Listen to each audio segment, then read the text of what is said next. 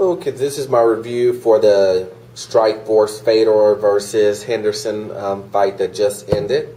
Let's first start off with saying that the card was a pretty good card. I really enjoyed it. It had a lot of technique into it. A lot of wrestlers in this one winning the matches pretty much. It was a really wrestler's night. So let's go ahead and start off with Scott Smith versus Safadine. This fight pretty much turned out like I predicted. Safadine defeats Smith, unanimous decision. Pretty much Safadine just picked apart Scott Smith, and and Scott Smith was the normal Scott Smith, looking for that one hit, being a punching bag, not moving his head when he's striking, taking leg kicks, just really taking, just like I said, being a punching bag and looking for that counter hit that he always comes, that he's known for. But it didn't happen this one. He just got beat up, and you'll probably see him get cut. He'll probably get cut from Strikeforce and go to another promotion.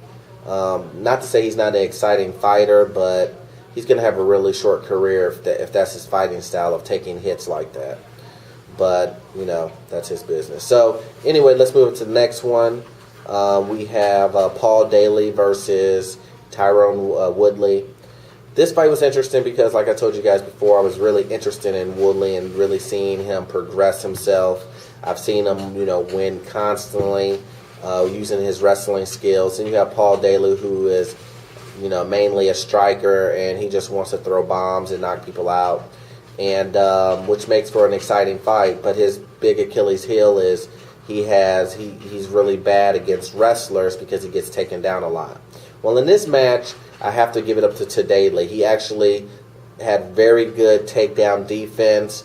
All of his training for this fight really helped him out, and he really was working Woodley as far as the factor of keeping the takedowns away.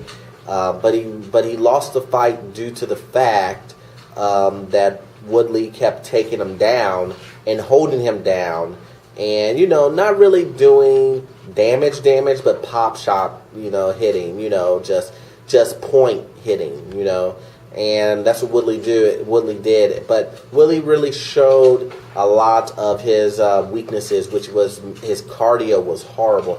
Probably at the end of the second round, he could barely even get up. He was just dead tired. And then in the beginning of the third round, he got Paul Daley down and just held him there. But then when they got back up, he was just dead tired.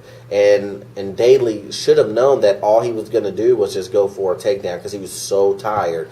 He was just grabbing at anything that he possibly could. But Woodley ended up grabbing a leg and taking him down and pretty much holding him there. And Daley came and did a couple of movements and almost had him in a omoplata, but didn't complete it all the way because he's not a submission guy. So he kind of screwed himself there. But in the end, Woodley wins by unanimous decision. But you can't take anything away from Daley because he really showed improvement in this fight as far as his takedown defense. But once again, the wrestler wins by decision. Then we have Robbie Lawler versus Tim Kennedy. This fight, once again, was a wrestler versus striker.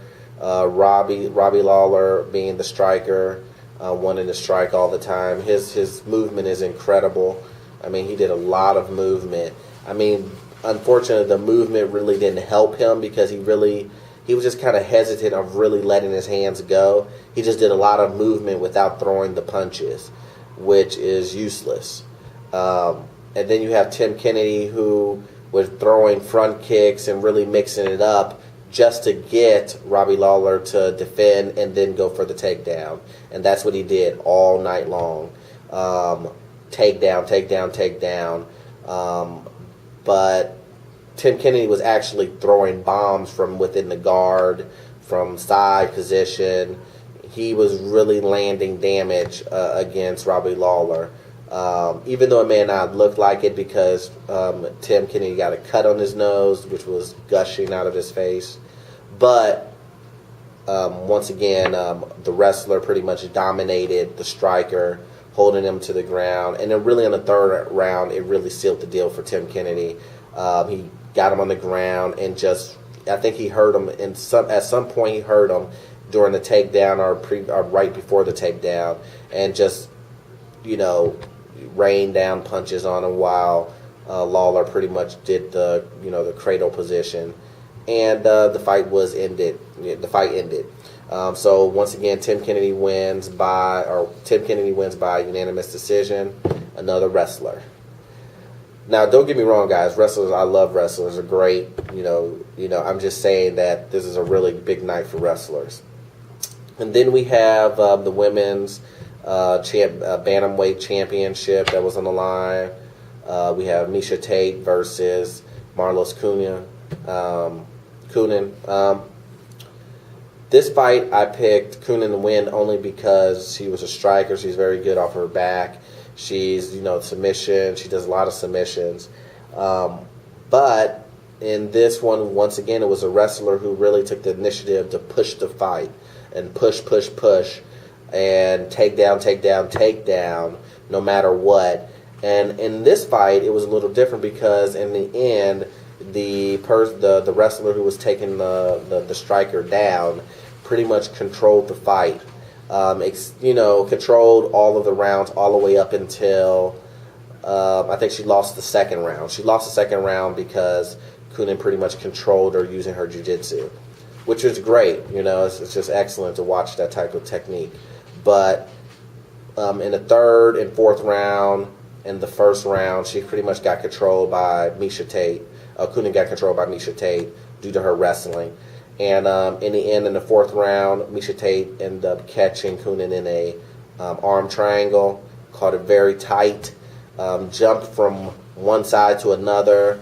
I'm guessing Kunin thought that she was going to mount her, but what she really did was jump over to the other side of her and, basically to put the pressure on her for that, to pull it all the way in for that arm triangle, getting on her toes.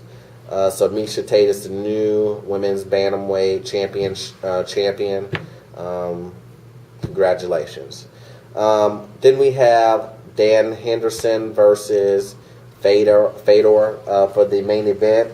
Not a championship bout, but it was still a very interesting fight, guys.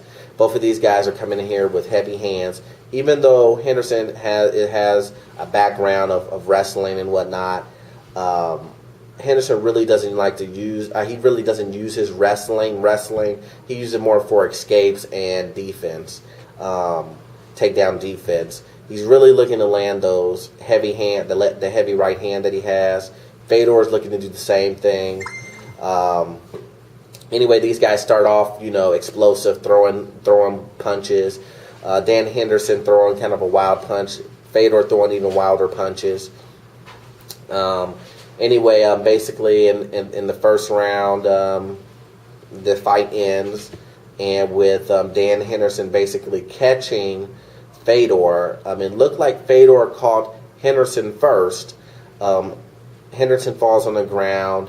Grabs a single leg underneath Fedor, scoops from underneath him, and while he's scooping from underneath, he catches Fedor with an uppercut from the side position, with him on all fours. Excellent. You could just see Fedor's body drop to flat on the stomach, and then Henderson finishes off with the hammer fists and a bunch of grounded pound. Referee jumps in and stops it. So Henderson beats Fedor by TKO punches. I think it's 4-12 in the first round. I think Fedor's going to retire. Who knows? But if I had to bet something on it, when he loses this, since he lost his fight, he's going to retire. This is the last fight of his contract. He's going to have to take a huge drop in pay. For what he was getting paid. I think for this fight he got paid $1.5 million. He's going to have to take a big drop in pay if he re-signs with Strikeforce or he re-signs with the UFC, whichever organization he signs for, that's going to take a big dip down. Dan Henderson, this was his last fight on his contract. He has a bargaining chip because he just beat Fedor, and he is the light heavyweight champion in Strikeforce. So we'll see how that goes and what happens, and maybe he might get pushed back over to the UFC. You know, who knows? But if it was my guess, Fedor is going to retire. But anyway, other than that, guys, it was a good fight. Once again, if you guys like my video, please rate, comment, and subscribe, and I'll see you guys later. Peace.